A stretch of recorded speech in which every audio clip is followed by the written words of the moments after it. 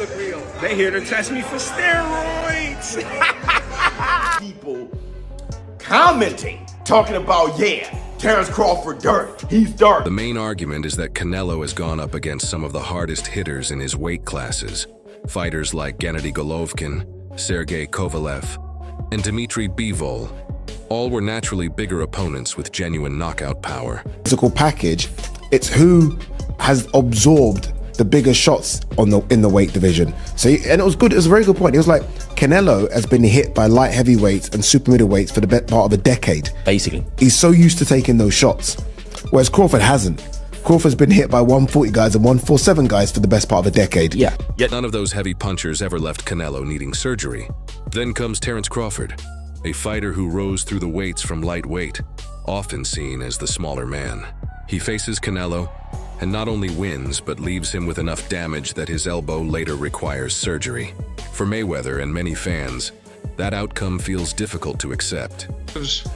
Taking Prozac to enhance their performance. You have women getting nose jobs and boob jobs and butt jobs to catch a better man. You have guys taking drugs, trying to turn themselves from a dud into a stud under the sheets with Viagra. We live in a performance and adding fuel to the debate are claims about Crawford's ties to nutrition and performance programs. Victor Conte, head of Snack Nutrition, often gets mentioned because of his controversial past. Critics use that history to question Crawford's success. Conte, however, has pushed back, saying he's never promoted or enabled cheating. He explained that some of his comments have been twisted. Understanding how testing works is not the same as beating the system. Still, despite his clarification, doubts linger in the background. I'd like to take this opportunity to thank the 28 world champions that we worked with here at Snack over the last decade. I love all of you. Thanks for helping to promote ZMA and the fighter training stack. How you like it? For Crawford, this type of speculation isn't new. Ever since he began working with Conte, some critics have questioned the legitimacy of his rise, and even fellow fighters have hinted at the same doubts. When Gervonta Davis was asked about Crawford's bout with Canelo, he praised Crawford as a talented fighter, but also pointed out what he saw as unusual. Davis recalled how Crawford had once been hurt by Yuriorkis Gamboa and wondered aloud how he has managed to look so physically dominant. Understand that he understands how to do this thing right in the cleanest way to do it. So I know that this man he still has stuff that he has to live past, the reputation and things like that.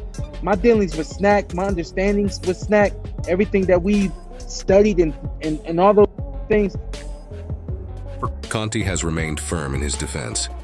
When pressed directly, he declared he would bet his life that he hasn't supplied any athlete with a banned substance in more than 2 decades. His stance hasn't wavered despite repeated questioning. Still, skepticism lingers. Online debates often circle back to his past, with critics questioning whether athletes under his guidance can truly be trusted. References to the old Balco scandal continue to resurface, reminding people that even back then, assurances of cleanliness didn't silence. Gervonta Davis speaking about you. Is that ever a possible fight? Yeah, if he want to dare to be great, he can be like all the other fighters that moving up 2 weight classes and, daring to be great. You would fight him, man. Tell him to come up there. He got to come to win 54. He said I got a glass chin. For Crawford, this type of speculation isn't new. Ever since he began working with Conte, some critics have questioned the legitimacy of his rise, and even fellow fighters have hinted at the same doubts. When Gervonta Davis was asked about Crawford's bout with Canelo, he praised Crawford as a talented fighter, but also pointed out what he saw as unusual. Davis recalled how Crawford had once been hurt by Yuriorkis Gamboa and wondered aloud how he has managed to look so physically dominant in recent years. Over the past year, these years, he ain't been getting clipped or nothing. So now, that's that Snack shit. I'm telling you. Y'all laugh. I'm always. No, do tell. Open up. And that guy that a part of it, he been caught He fought. He went to jail for it. You're talking about Victor Conti? He went to jail, right? Victor Conti? Yeah. Davis noted that Crawford has moved up weight classes yet hasn't taken serious damage in years. He highlighted the bout with Israel Madrimov, where even at an older age and appearing to slow down, Crawford still managed to avoid heavy punishment.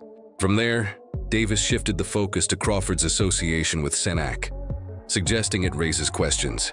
He reminded people of Victor Conte's past, pointing out that Conte had previously served jail time over doping scandals.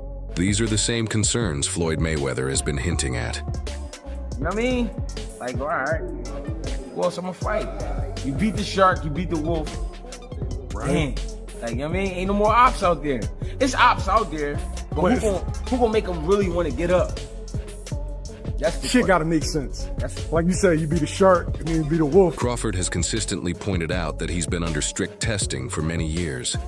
Before his 2023 fight with Errol Spence Jr., both men went through 8 weeks of VADA testing, and every result came back negative.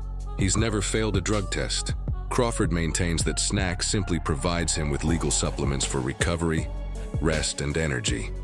The same kind of products many athletes use. Still, because Victor Conti once served time for his role in a doping scandal, the link keeps resurfacing. What added to the chatter was Crawford's size before the Canelo fight. He appeared far heavier than fans expected, close to cruiserweight, despite the bout being set at 168. For a fighter who started at lightweight, that transformation surprised many. Crawford posted a picture with the caption, "Ain't no stopping me," which split opinion. Supporters saw it as proof of dedication, while skeptics questioned if the change looked too sudden. The Crawford-Canelo fight, and you had a Cavs hat on. This time you've got a GOAT hat on. Is that how you're feeling? I know it says Muhammad Ali, but is that how you're feeling about Bud's performance, about his whole career? Yeah, I'm definitely feeling that way, man. GOAT. Greatest of all time, man. You gotta give it to him. You gotta give it to him. You gotta give it to his coaches, not just me, Saul Red, Bernie. Conte addressed the concerns about Crawford's weight, explaining that being around 185 pounds 6 weeks before the fight was part of normal training, and that he would come down to the contracted limit in time.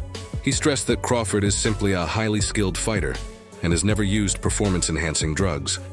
Conte also noted that SNAC works with many other athletes, including Devin Haney, all of whom have passed their tests.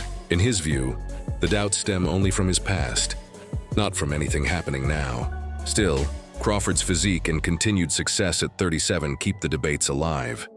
Even Floyd Mayweather added fuel to the discussion, saying Crawford may have pushed himself too far against Canelo, a pointed remark coming from a legend of the sport. Canelo, choose one, please. Guys, we gotta go. We don't. Can you elaborate on why Crawford is better than Mayweather? Just a little bit of detail. Oh, he can switch. He's very smart guy. He's better. Crawford's trainer, Brian Bomac McIntyre, also weighed in on the backlash.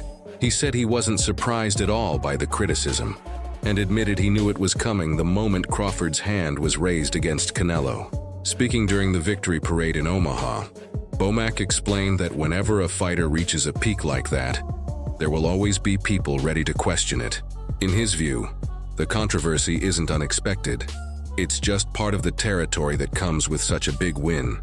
Active champions. Like, he beat Canelo as an undisputed champion, and he beat Better Beef as an undisputed champion. Bivol historically might go down as one of the greatest to ever do it. If you beat Bivol and you beat Canelo, I mean, Crawford might have surpassed TBE in Floyd. Broke down the win as the result of simple, disciplined preparation. He said the plan was to keep Canelo turning, control the inside, and take away his right hand.